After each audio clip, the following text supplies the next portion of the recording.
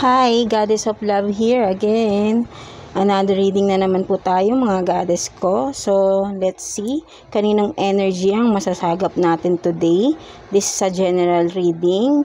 No zodiac sign po tayo dito. Tignan natin kung kaninong sitwasyon, kung kaninong kwento ba ito, kung kaninong energy ba ito masasagap natin today with the help of our universe, di ba?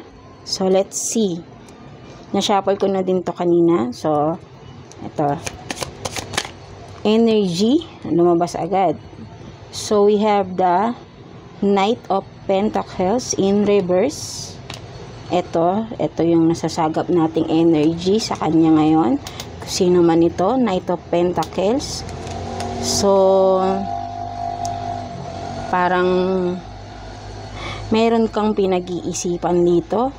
Kung sino man ikaw. Sino man ito, pwedeng vice versa, pwedeng person mo to, kung saan ka mas makaka-resonate, di ba? No zodiac sign tayo. No zodiac signs tayo dito ngayon, goddess, ha? So, Knight of Pentacles in reverse. So, I think ang ini-embody mong energy is parang feeling mo is parang siguro medyo nag-struggle ka ngayon sa iyong financial. Parang walang progress, di ba? Hindi, or pwede rin kasi with naka-reverse ito, pwedeng meron ng pag-usad sa iyong finances. Meron ng pag-usad na nangyayari. Mabagal man pero nararamdaman mo may pagbabago nang nangyayari sa iyong finances. So ayun yung mas klaro na nakikita ko dito. So what more about this, please? More info about you, collective. Kung sino man ikaw. More info about yourself. Kung sino ikaw. Universe, please. More info kay collective natin today. Ano pang energy ng ating collective? Universe, Holy Spirit, please.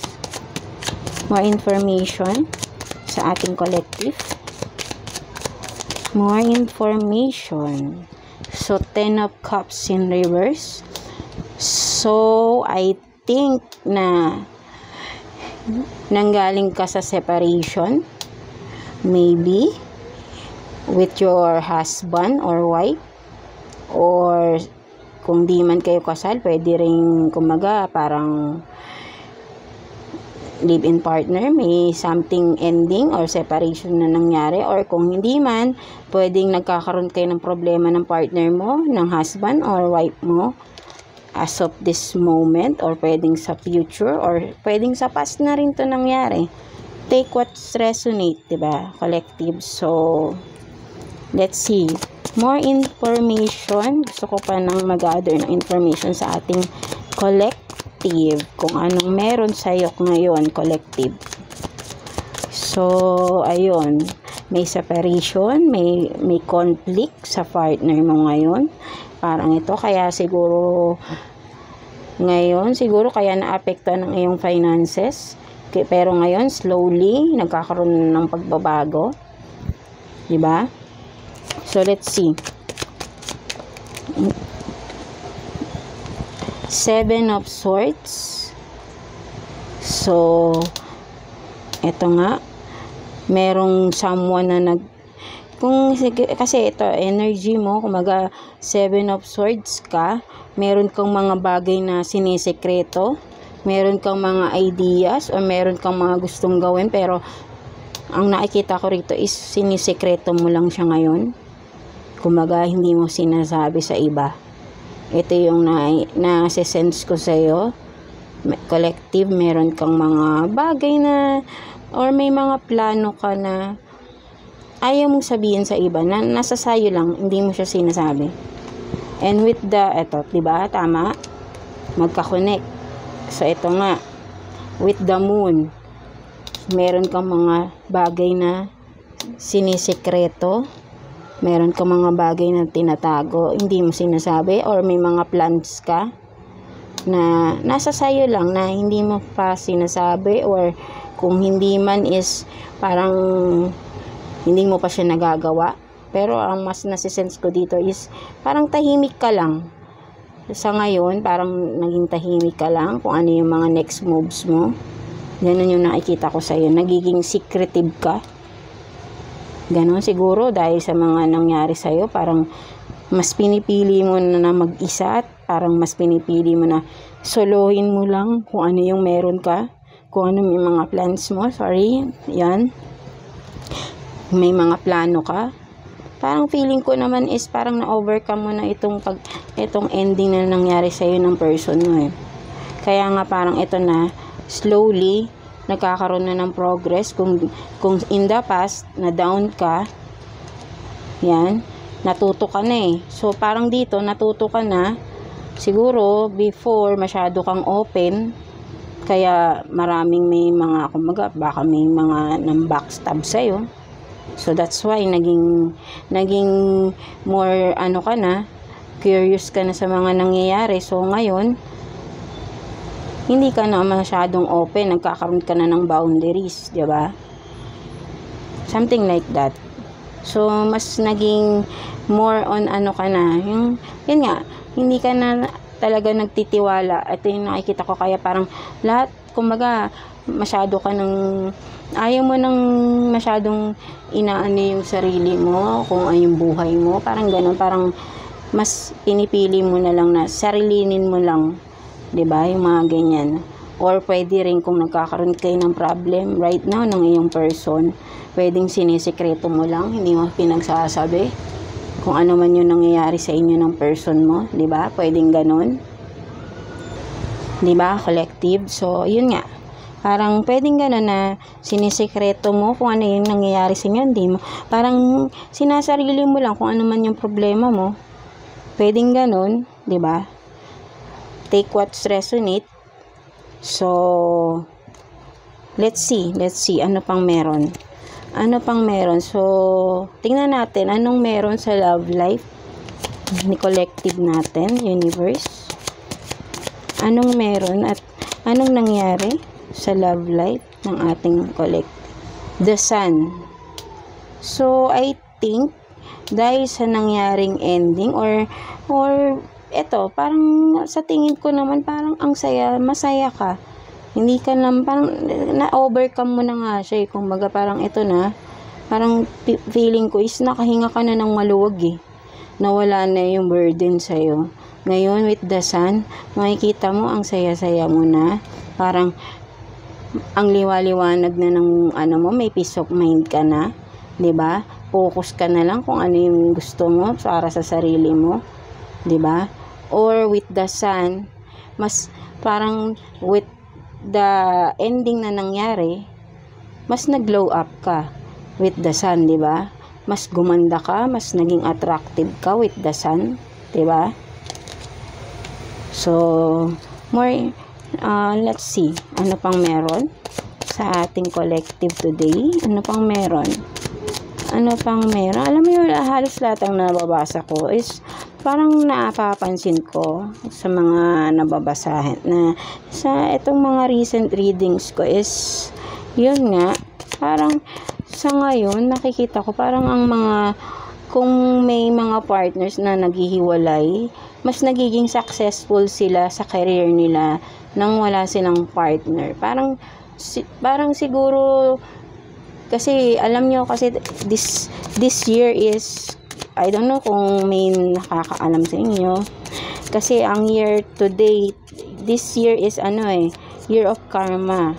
So yun nga, alam nyo, kaya for me naniniwala ako, kung kayo maniniwala kayo, nasa sa inyo yun. For me kasi naniniwala ako na this year is year of karma kasi 2024. So kung mapapansin nyo is marami talagang naghihiwalay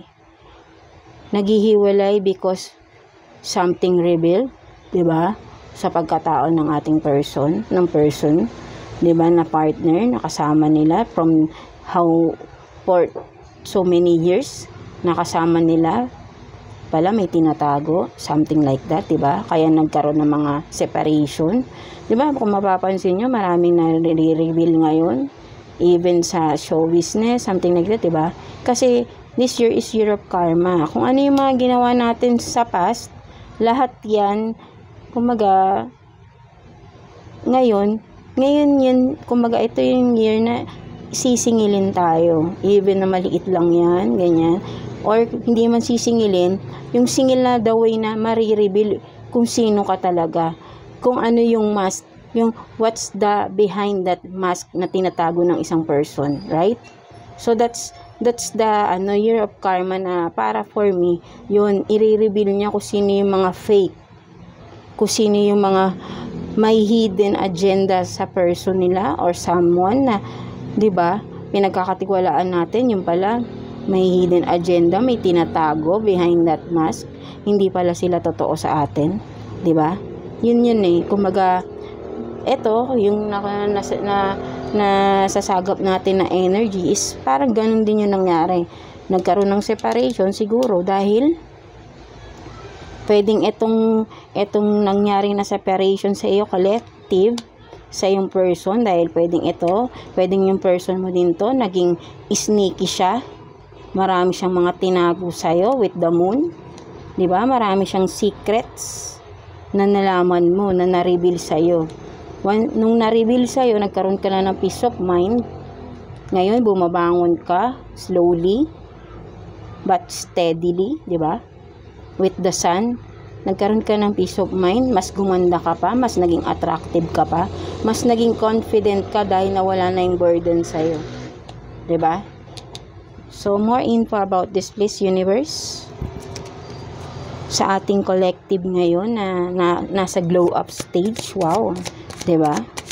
So, ayun nga, diba? Kasi diba? So, the emperor. So, pwedeng ikaw to or pwedeng ito yung person mo. With the emperor, ito yung someone na nasa authority, or kung hindi man is sasabihin natin yung gusto niya siya yung nasusunod, 'di ba? Ang emperor kasi ganun ang ugali eh. Gusto niya siya yung sinusunod, yung bang very controlling na tao. So pwedeng ito yung person mo. Napaka kumaga nasasakal ka. Nasasakal ka sa relasyon niyo, 'di ba? Ganyan siya. Niya, parang bossy masyado siya, na gusto niya, kumbaga, ito, isa pa yung parang siya lang lagi yung tama, di ba? Hindi kanya pinakikinggan, kasi ang emperor, nasa authority siya, kumbaga, siya lagi ang tama, siya dapat ang pakinggan. Kahit na alam nating mali, pero para sa kanya, siya yung tama, di ba? So, let's get more info sa collective natin. Ano pa, universe, sa ating collective? More info, please. Page of Pentacles in reverse. So, yun nga. So, I think, with this emperor, kung sino man ito, take what's resonate, vice versa tayo dito. Itong emperor na to na controlling, masyadong maigo, pero, with the page of Pentacles, napaka-immature na tao. Kumbaga, yun nga sinasabi ko, 'di ba? Behind that mask na parang nagpapaka-authority siya, na parang feeling niya ang taas-taas niya, but behind that mask na parang feeling mo ay napaka-taas niya. Tingin niya sa sarili niya eh. Pero behind that, ito talaga siya, immature na tao. With the page of Pentacles in reverse. 'Di ba? Unstable na tao siya.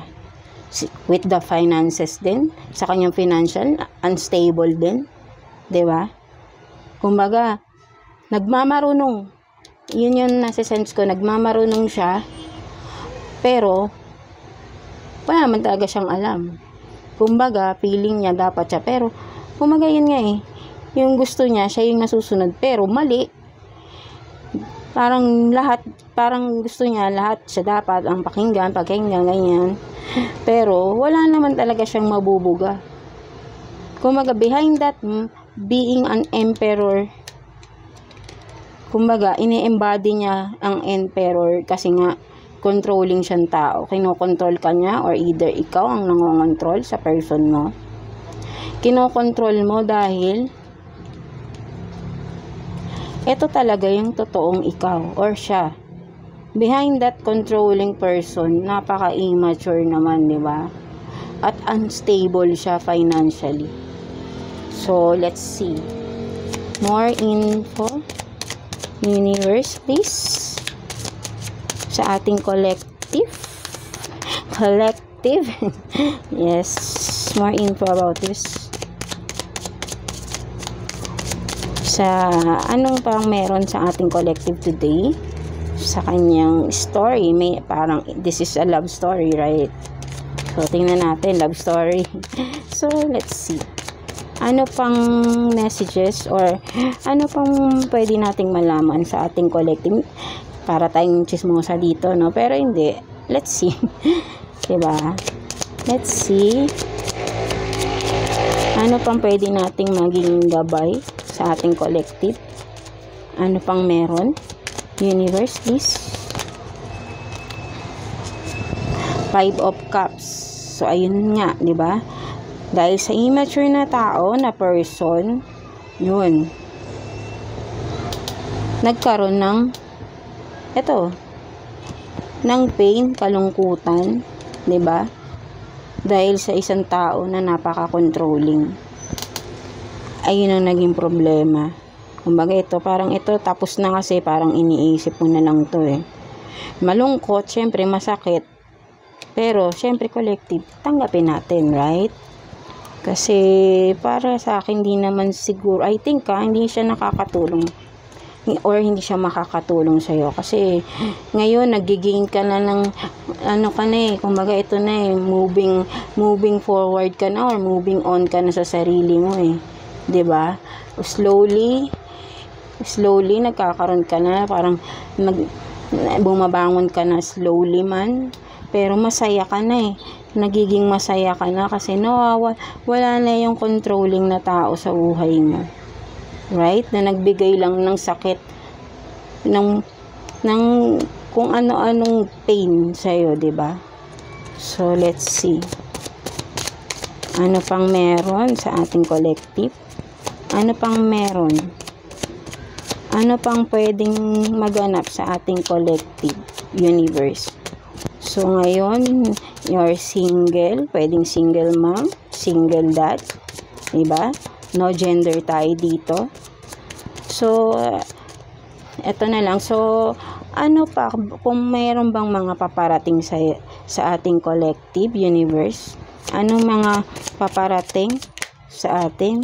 Hindi ko po iti-take. So, isa-shuffle ko lang siya para mas maganda. Shuffle lang natin. So, ano kayang paparating pa sa ating collective since na ito na nag-start ka na for yourself, na nagiging masaya ka na, diba? So, anong mga paparating sa ating collective universe? Mga paparating sa ating collective. Anong paparating sa ating collective universe, please? Paparating sa ating collective. Meron bang paparating? So, sige, take natin ito. 7 of masyado mausok. 7 of Wands. So, ngayon, mas nagiging ano ka na, diba? Kumbaga, hindi ka na yung katulad dati na siguro, madali ka rin, kumbaga, may takot ka. Kumbaga, ngayon, parang hindi ka, parang wala kang boses, parang yun yung nasisense ko. So ngayon, nagiging matapang ka na, mas matapang ka na para sa sarili mo, mas alam mo nang depensahan yung sarili mo ngayon, di ba? And with the Judgment in reverse, siguro parang meron ka pa ring takot. With the Judgment in reverse, ito yung parang kahit nasabihin nating yes, kasi nga nagiging matapang ka, at the same time parang may takot kang harapin pa din kung ano yung naghihintay sa'yo sa future. Parang ganun, parang natatakot kang natatakot ka sa parang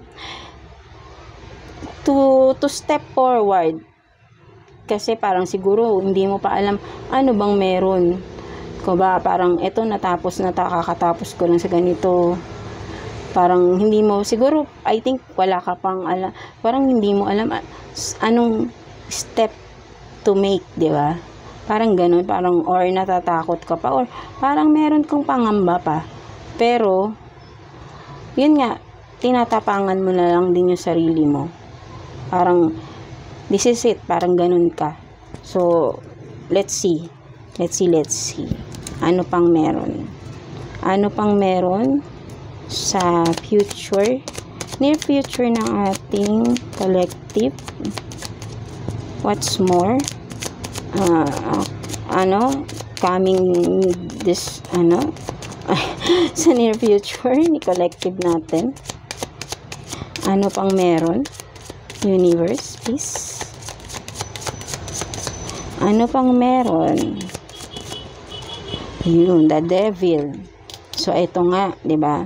Yun, siguro, kaya ka may takot, parang meron kang dahil, ito yung pinanggalingan mo, may trauma ka pa, sa toxic relationship na pinanggalingan mo. That's why. Di ba? Kasi with the devil, pwedeng ito yung person mo, pwedeng ikaw. May mga addictions, merong, yun nga, mga madidilim na pinagdaanan. 'Di ba? Kaya parang hindi ka sanay, parang natatakot ka na kumawala, or pwedeng sabihin natin na may takot kang mag-change, magsimula ng panibagong buhay dahil nai-trauma ka pa sa ngayon. Parang ayun yung nasisense ko dito. Parang may trauma ka pa. Alisin lang natin tong ating cleansing, masyadong mausok.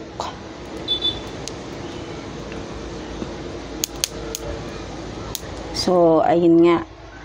Wait lang. So, that's it, 'di ba? Yun nga yung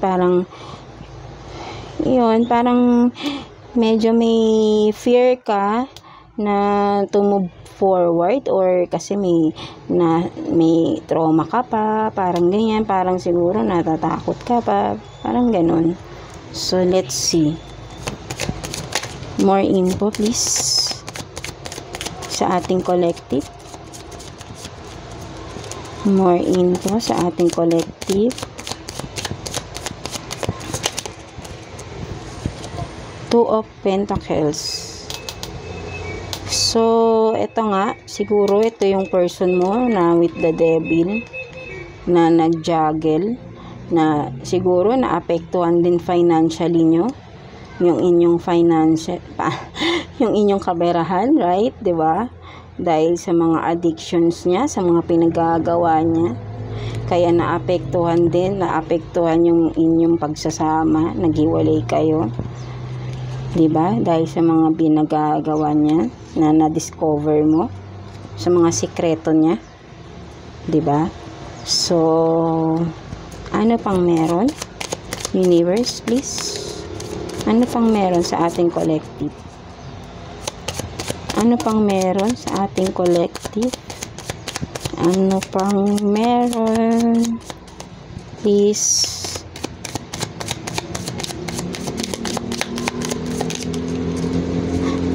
The Lovers. For me, I think collective, may someone na paparating para sa iyo. Ito yung nasa-sense ko dito na true love.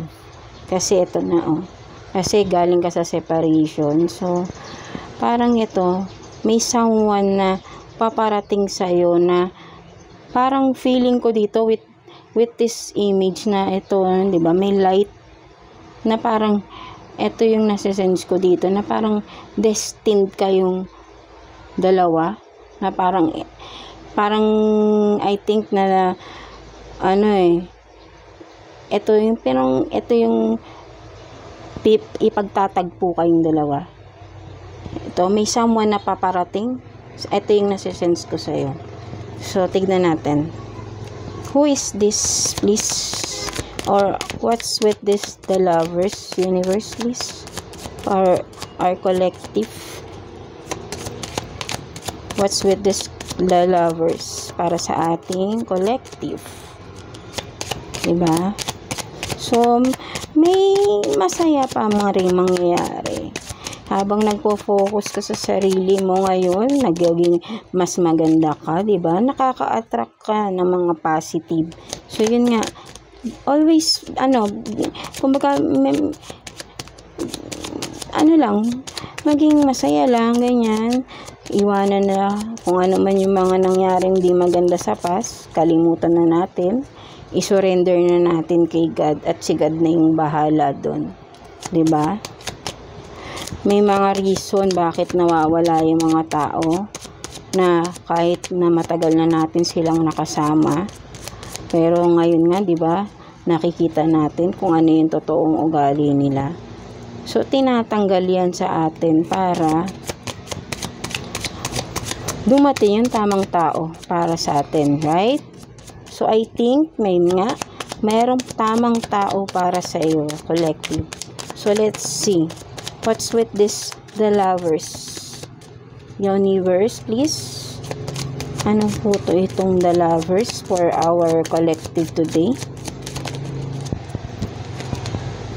Two of Swords in reverse. So, I think, once na dumating tong tao na to, itong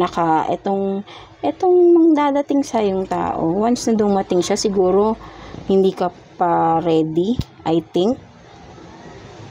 Parang hindi mo muna to iniisip. But, tingnan natin. Kasi siguro, may takot ka pa. Diba? From the past. Let's see. Ano pang meron? Ano po ito, universe, please? More info about this. Clarification for this. Please. Universe, please.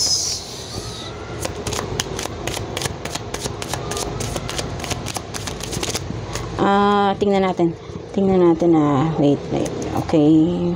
Isa-shuffle ko lang.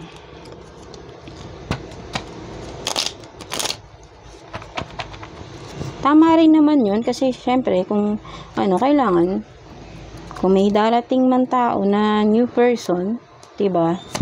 Kumbaga, parang dapat pag-isipan din natin maigi. Diba? Pag-isipan mo maigi, collective. Kasi syempre, nanggaling ka pa lang sa isang napaka sakit na diba? Past relationship. So, it's okay. Take your time na to heal yourself, 'di ba? Palakas ka, mag-focus ka sa sarili mo, sa mga bagay na magpapasaya sa iyo, na tapos when the right time comes na ready ka na, darating tong tao na to, itong para sa iyo, 'di ba? Parang siguro pag dumating to sa tamang panahon, tong tao na to, itong Two of Swords in reverse, feeling ko, kahit na parang hindi ka pa makapag-decide, feeling ko, dahil itong tao na to ay nakadestined sa'yo, parang tatanggapin mo to dahil meron something kang mapifeel. Hindi mo na kailangang mag-decide, parang agad-agad, parang may mapifeel ka na connection with this person. That's what I sense.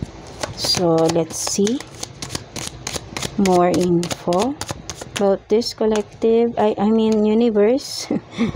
This para sa ating collective na napakaganda ngayon, nag-blow up ang ating collective. Ayun talaga yun diba? Kapag ka nahihiwalay tayo sa isang tao is mas gumaganda tayo dahil nawawala na yung stress natin diba? So, you have the Three of Swords in reverse. So, ayun nga. Kapag dumating to, sabi ko sa'yo, diba? Ito yung tamang tao sa'yo. Hindi, parang pag dumating to, ito na yun eh. May mafe-feel ka na connection na parang hindi ka na makakapag-decide. Hindi ka mag-worry, nothing story, dahil hindi ka na masasaktan. This one is the right for you. Na parang ito na yung destined for you na tao. So, yun. So, anong advice sa'yo ni Universe? Once dumating itong tao na to, anong advice ni Universe sa'yo, collective? Advice ni Universe sa'yo, collective. Diba? Right? The Empress and Ace of Pentacles. Magiging, kinikilabutan ako, tumataas yung balahibo ko. Magiging masaya ka. Naku, ang saya. Tumataas yung balahibo ko. So, eto nga, once na dumating na yung right person for you, collective, eto nga na, magiging masayang-masaya ka with this, the Empress and Ace of Pentacles. Magtutulungan na, nasa sense ko dito, dahil tong person na to na totoo to sa'yo, magiging totoo siya sa'yo, hindi ka niya sasaktan. Magiging masayang-masaya ka rito kapag dumating na tong tamang tao na to para sa'yo. 'Di ba? At with the Ace of Pentacles, magiging more stable yung pamumuhay niyo ng person mo. 'Di ba? Magiging happy lang kayo, magiging stable, more abundant, 'di ba? Kumbaga parang binless ka dito eh. Binless ka dito ni Universe, ng ating Panginoon, ni God, ganyan. Parang ito na, deserve mo to sa lahat ng pinagdaanan mong hirap before sa past. 'Di ba? Ito ka na. So, advice ni Universe is, okay, take your time. Take your time to heal, love yourself. And when the right time comes, kapag totally healed ka na, at totally surrendered mo na, nakalimutan mo na lahat ng nasa past na masasamang nangyari patawarin mo na rin kung sino man yung mga nakagawa sa'yo ng kasalanan. 'Di ba? Kumbaga, new beginning ka na, new cycle, new life. 'Di ba? You're entering a new cycle of your life. And when that time comes na, and when you reach that time na super, healed ka na, parang ready ka na to a new beginning, and then that's the time this person will come to you, the one that is destined for you, collective. 'Di ba? At magiging masaya ka. Magiging masayang-masaya kayo ng person mo. So, yun. Napakaganda ng reading mo, collective. So, claim it. Napakaganda ng message sa'yo ni Universe. So, ni God. So, ayun lang. Wag lang tayo mawawalan lagi ng pag-asa. Sabi ko nga, in every storm, there's a sunshine. Diba? Diba? Galing ka sa madilim. Ano ba, paggabi? May liwanag. Diba? Kinabukasan. So, hindi tayo laging nasa madilim, right? Basta maniwala lang tayo kay God. Lagi lang tayong magdadasal. Alam mo, napaka-powerful ng prayers natin. And even though na, hindi na natin kailangan ng kung ano-anong spell, something like, no, prayers lang tayo. Matutupad. Hindi man agad-agad. Syempre, alam mo, kung ano man yung hinihiling natin sa sarili natin, for our family, basta meron tayong paniniwala sa sarili natin, meron tayong, kumbaga, yung, di ba, meron tayong mga wishes, meron tayong gustong mangyari sa buhay natin, na wini-wish natin, tapos dinadasal natin kay God, di ba? Matutupad at matutupad yan, basta maniniwala lang tayo, may faith tayo kay God. Hindi mawawala yung faith natin kay God. Slowly but surely, it will happen. But, of course, kailangan nating patunayan na worth it ibigay sa atin kung ano yung hinihiling natin. Wala namang instant, right? 'Di ba?